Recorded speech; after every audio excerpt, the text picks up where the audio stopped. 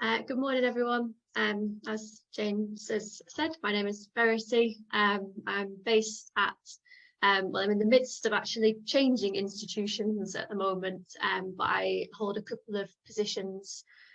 First of all, I'm a independent entrepreneur, so I've worked with a lot of industry partners. I have a research associate position at the Japan Research Centre at SOAS, and I'm just in the midst of moving from the University of Manchester to Loughborough University. It's a pleasure to speak to you all this morning. I was amused that James believes I'm an expert on this topic. I think my approach to this talk is to bring you reflections on what researchers are accountable for from my own perspective as an early career researcher, a woman in academia, based in the UK but with a number of international partnerships, and components where I've worked and researched abroad, and also perhaps being a little bit of an outspoken advocate of early career researchers.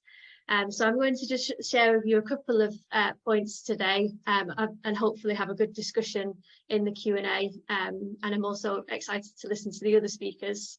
I think the other reason why I'm well placed to speak this morning is the past 18 months or so, I've been proactively engaged with research, culture and practice, and presented last year at the university's UK Research, Culture and Practice Forum, alongside a couple of different stakeholders. So I'm also grateful to funders, publishers, professional services, in enriching some of my knowledge on this topic. And towards the end of the presentation, I'll sort of demonstrate how reflections I can see where my influences are. This is being recorded, so this might be most valuable to show to other postgraduate students, early career researchers, as one particular viewpoint, and how to think through what accountability is to you, and how you define that and embed that into your practice. I didn't just want this to become based on my own biases and personal positionality. So I asked a couple of researchers based in academic, student, professional services and industry roles to give their thoughts and reflections. And a number of these trends in responses, which I'll demonstrate to you in the next couple of slides, were influenced by 4 key positions, in my opinion. First of all, career stage. So I've said that I'm an early career researcher. So I made sure that I spoke to people that were mid to late career and emeritus, so retired, and also those that weren't even considering themselves potentially on a research career trajectory. So students and people based in industry that engage with universities. And interestingly, there were some tensions and some commonalities based on where those people were on that particular part of that spectrum. The higher education environment or not, and discipline. So people from across disciplines. I myself sit somewhere between the social sciences and humanities, but I also spoke to those that were from the natural sciences and more STEM-based disciplines. The demographic and personal standpoint, I think the next couple of speakers will look more into this, but certainly the being from a UK-based institution, but not necessarily having all of your training and research experiences in the UK was a big factor, and also the viewpoints of accountability from whether you're looking at it from a university perspective or whether you're looking at it from your source of knowledge in terms of your family values, particular barriers or inclusivity characteristics that impact your way of being a researcher. And then finally, exposure to other ways of being accountable. Accountability is a general concept, and a number of industries are ahead, behind, aligned to what higher education is trying to formalise in terms of concepts of accountability. And I brought in my own research in terms of this quadrant because my background is sports governance and sport policy, and a lot of that is having conversations with the workforce, policymakers and volunteers around what accountability means to them. So when I first asked what are researchers accountable for, these three quotations sort of illustrate some of those key influences and themes. So I think the box standard approach, and one that many of you hopefully will be nodding and agreeing with, is that we ensure that research carried out is high standards of research integrity and ethics. So accountability in all of my conversations very much focused around being ethical. Working collectively to achieve goals regarding research culture set out in an institute's research strategy. So the use of the term strategy there and culture, again, were frequently mentioned. The assumption that every researcher or every third party has actually read a research strategy, or every institution has written a research strategy that has understandable language, I think is debatable. But this certainly came through very strongly, is that people understood there were broader institutional influences on what researchers are accountable for and how they can be held accountable. The second quotation echoes another key theme here, is about being collegiate. So the first quotation mentions about being collective. So there are a number of stakeholders. James mentioned that in his opening remarks. What was interesting and what differed, and this was influenced by career stage and sort of connection to academia, is who those key stakeholders were. So for those that were sort of starting out, or those that were less entrenched in creating strategy or the mechanics of a research process, it was often researcher and participant. So again, coming back to that sort of more ethical process of who is directly involved in your research. Interestingly, when I spoke to those in either professional services or later into their career as an academic, there was then more nuance in understanding the rich set of stakeholders and who influences this. Funders, publishers.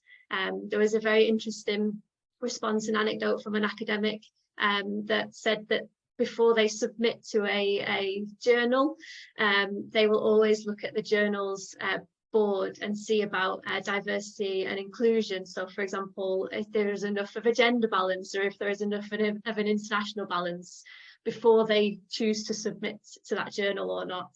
So there was more nuance in who all of the stakeholders were and how large and intricate the ecosystem is around accountability. I assume and presume that this would come with experience, but I myself, being involved in some of these broader projects, have begun to understand that a little bit more at this career stage. And the final quotation, which again sort of brings out and teases out some more of these influences and reflections, is that you work to the highest standard, including elements like ethics and maintaining the confidential peer review process. Keep pushing boundaries of what is being examined. The reason why I thought this was a useful quotation to include is the keep pushing the boundaries of what is being examined. So again, here, the use of the terms ethics, carried out to the high standards, examining examinations. This is beginning to form, again, as James sort of opened up in the opening remarks, is that it's more about surveillance and recording things in order to show your accountability, less so on the cultural side of things and how we operational that cultural side of things. So to push this a little bit further, in all of the conversations and in reflecting for this presentation, I asked researchers, again, based in the different facets of a university, on trends, on roles to give their thoughts and reflections. I think what I want to convey on this slide, and what the responses sort of conveyed, and again, this probably will not be anything that people haven't thought about before, is that there were sort of a versus trend in responses to what researchers were accountable for. On the one hand, the view of the Concordat and accountability is that it was structures, it was surveillance, it was policing, it was process, it was bureaucracy, it was a litigious nature of how research is developing. On the other hand, there was the accountability and the Concordat as community strengthening, research environment, development and culture. So that sort of tick boxing exercise versus actually living and being accountable for being a productive, healthy, respected researcher. So I think in terms of not oversimplifying the situation, but looking at differences of on this side of the debate, there were definitely sort of two schools of thought in the people I discussed this with. So then how you would act in an accountable manner, whether you thought it was surveillance or whether you thought it was about culture and environment, then influenced some of the responses here. For example, a more progressed academic understood that it was them taking accountability about how they are as a researcher. The middle quotation is from someone within professional services that took more of a helicopter view. Research is not a competition. I'm not sure if you ask all researchers that are looking to submit for REF, looking for knowledge and exchange metrics, looking at funding income streams, that they would agree with that. But certainly the professional services were more on the cultural side of this spectrum. And then interestingly, the final quotation was from a scholar that was working in the UK but moved across from a different country, and they were really interested in sort of the operationalization of this. So how does this actually work in practice, because this is something they were learning having come across from a different system altogether. So that in itself sort of shows that even though there is a spectrum with two sides of the coin, what is influencing you and your view on it will really differ depending on your position in the ecosystem, your development as a researcher, and some of your positionality. The final point that I sort of want to develop and leave you with, which I found interesting, and this is why I said right at the beginning that I straddle academia and industry, is exposure to other ways of being accountable. So when I asked some of my colleagues that I've worked with on non-academic tenders and projects, they cited some accountability frameworks. So for example, the UK Anti-Doping Integrity in Sport framework. Sport has a code for sports governance, Ofsted, the charity governance code, major event governance code. These are all sort of said back to me and said, well, this is how industry functions and this is how people are being accountable. So why are academics and why is the university sector only just doing this, which hopefully we can discuss in this forum today. But the quote I wanted to share, which I thought, again, it raises some interesting perspectives of an outsider's view. In my experience of working with universities, they do not want to take ownership or accept risk. It is like they imagine having a PhD or a university logo gives them a cloak of avoidability. I'm not too sure if avoidability is actually in the Oxford English Dictionary, but I think the point that this interviewee or person I was having a discussion with, and I would agree with this to an extent, is that when researchers work beyond universities and beyond some of the process and some of the surveillance and operationalization of accountability, they just assume that everyone in industry thinks that they are credible, thinks that they are accountable, and they don't have to take ownership of actually demonstrating this. So again, that this is an interesting, in going back to that sort of 2 points of view, the culture of universities and the culture of higher education sector and how it's perceived from an outsider's perspective is something to reflect on.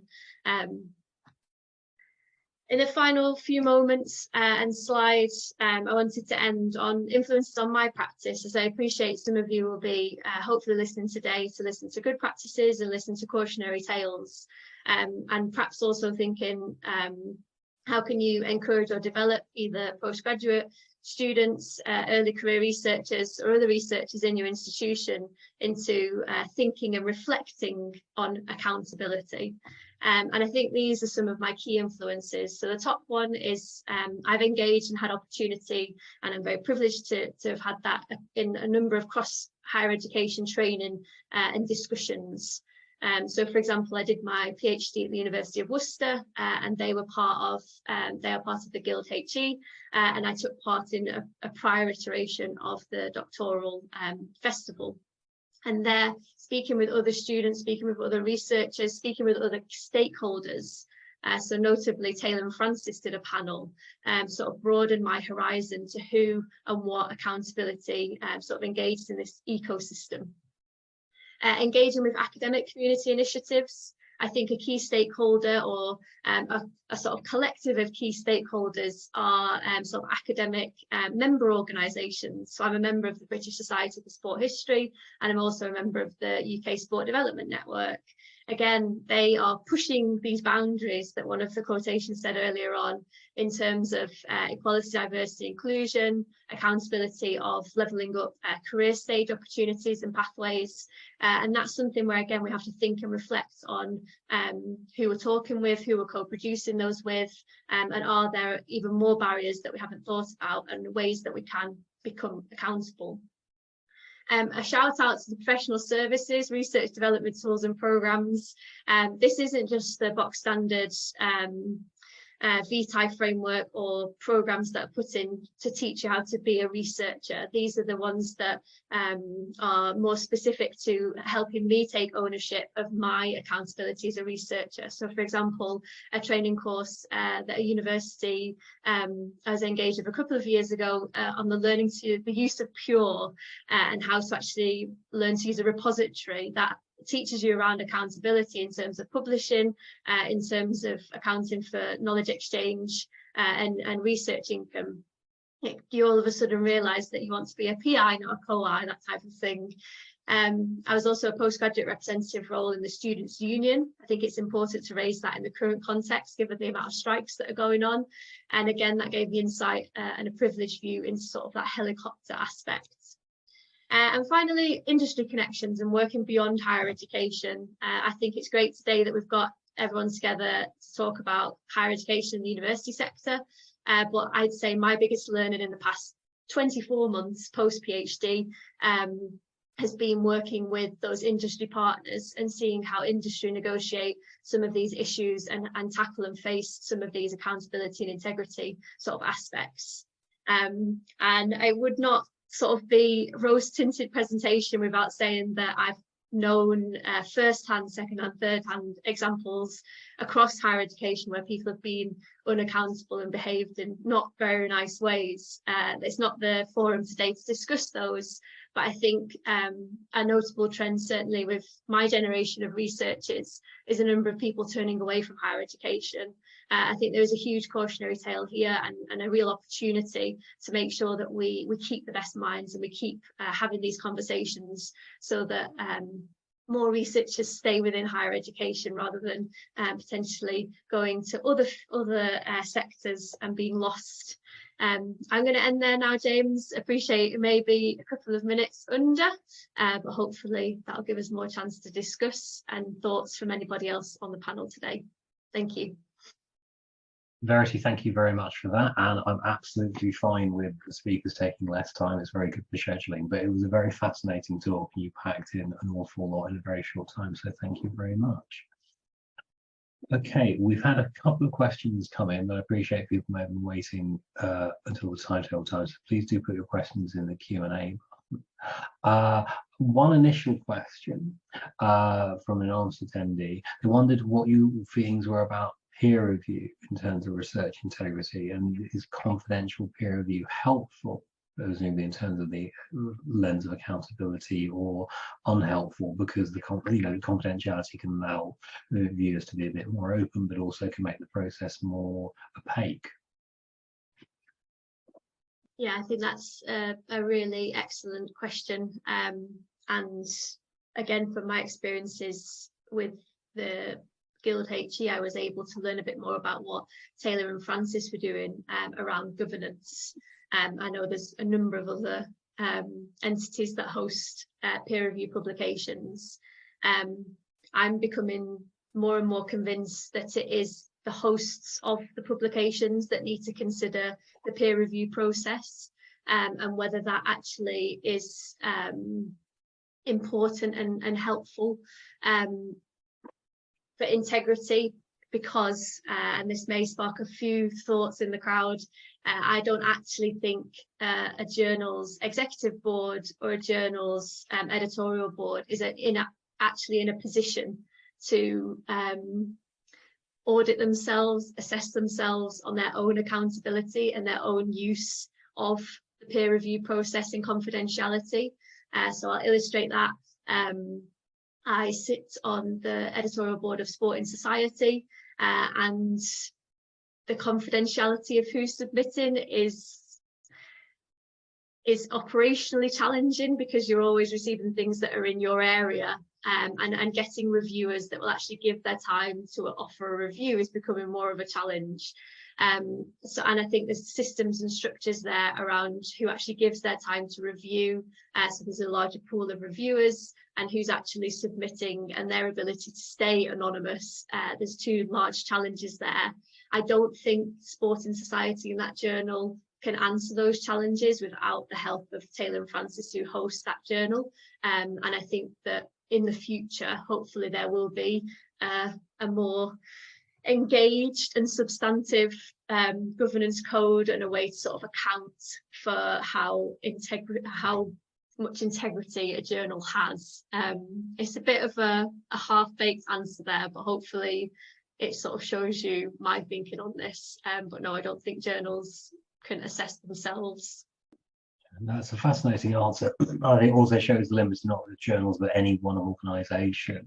Its own perspective may not be sufficient to judge its actions, and those sort of external perspectives can be very useful. Which perhaps ties in with a question from Hayley Hall, who asks, do you see a place for the lay voice in this area, but in relation to the issues raised in your talk, Dr. Spearing? Hopefully my interpretation of the lay voice is what Hayley's implying. So I would go out and say that would be the general public and or participants in research. So those that would class as non-researchers.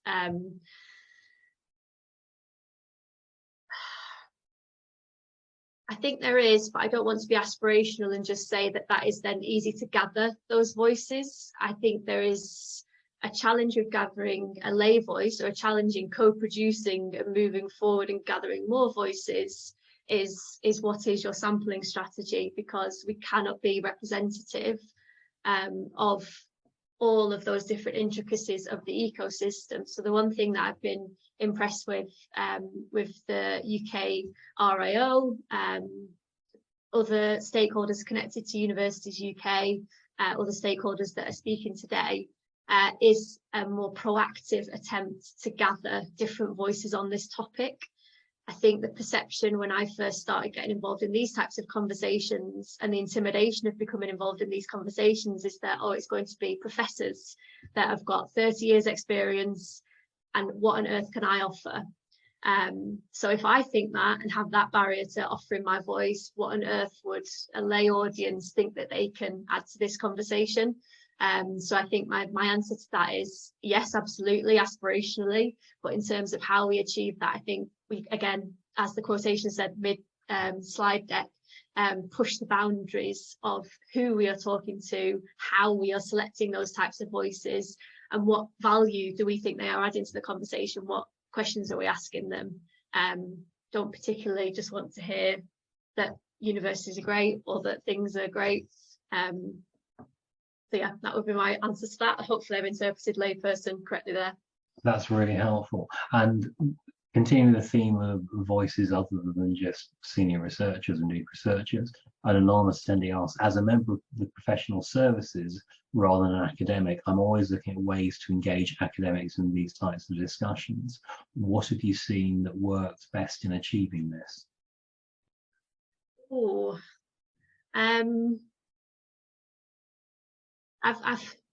I've worked and studied across nearing on 10 institutions now. Might look quite youthful, but I'm a bit sort of well-travelled. A mechanism that professional services sometimes engage with is almost like a reward system.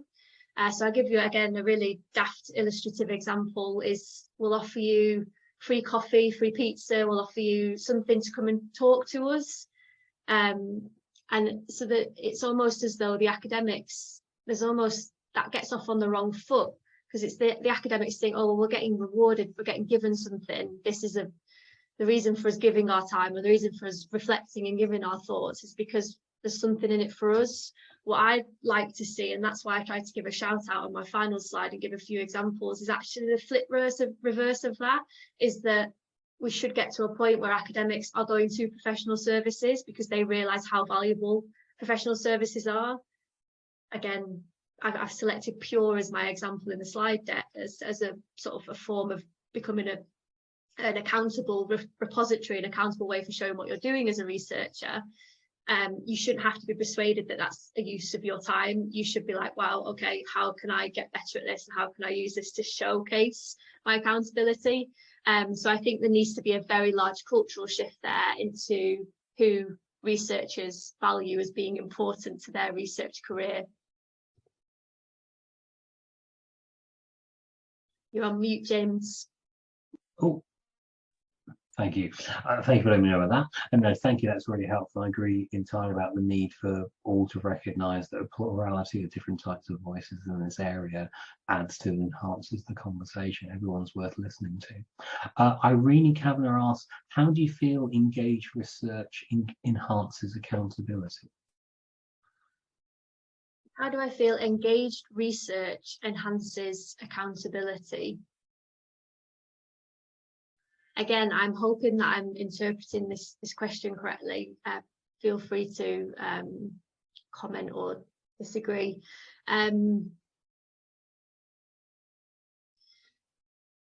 My position on accountability is that you understand what you're doing, you understand why you're doing it, and you understand that how you're doing it meets standards and also represents you as a researcher.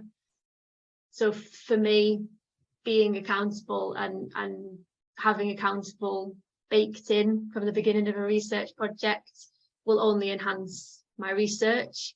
I may ask a research question and I might not find anything of significance. It might go wrong, it might run out of funding. But I will know from the start that the intentions and the accountability were there throughout. I think one of the quotes said towards the end of the slide deck that it needs to be baked in from the start. So for me, they go hand in hand. Thank you, that's really useful. Talking of things being baked in from the start, an anonymous attendee asks, how important do you feel it's for research culture to be explicitly called out in a strategy document, for example, rather than just being seen as a sort of expected underpinning aspect to excellent research?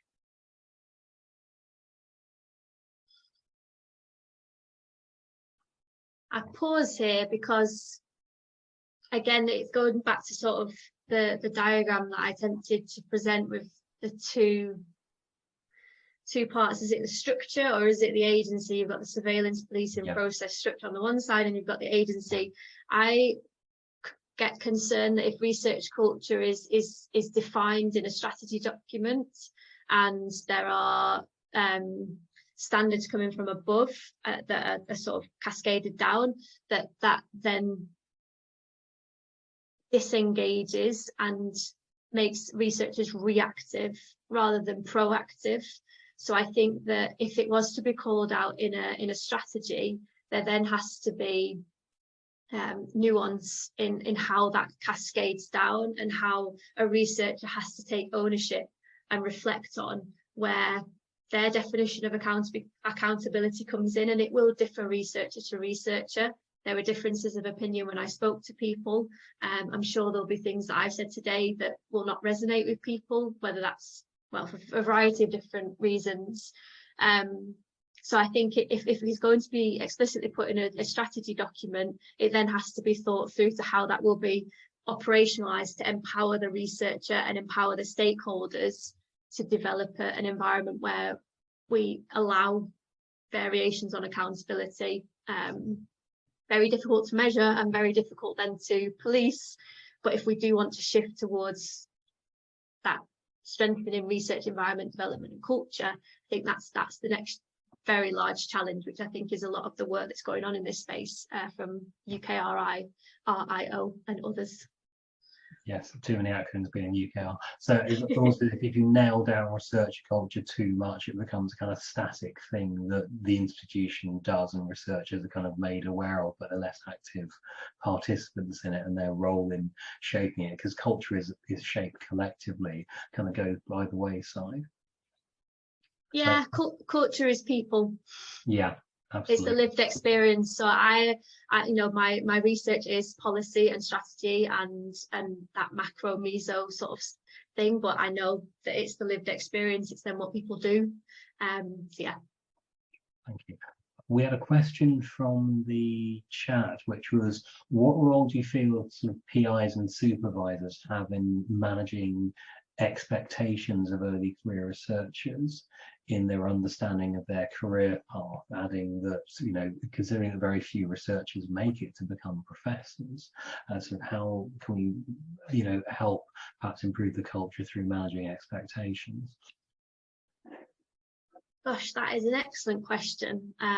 It's one thing in my own career trajectory that I aspire to become someone that can supervise, mentor. So I think I'll probably answer it from a student early career researcher perspective. What would I have wanted from, or had, because I've had some excellent supervisors and continue to have some excellent mentors and supervisors.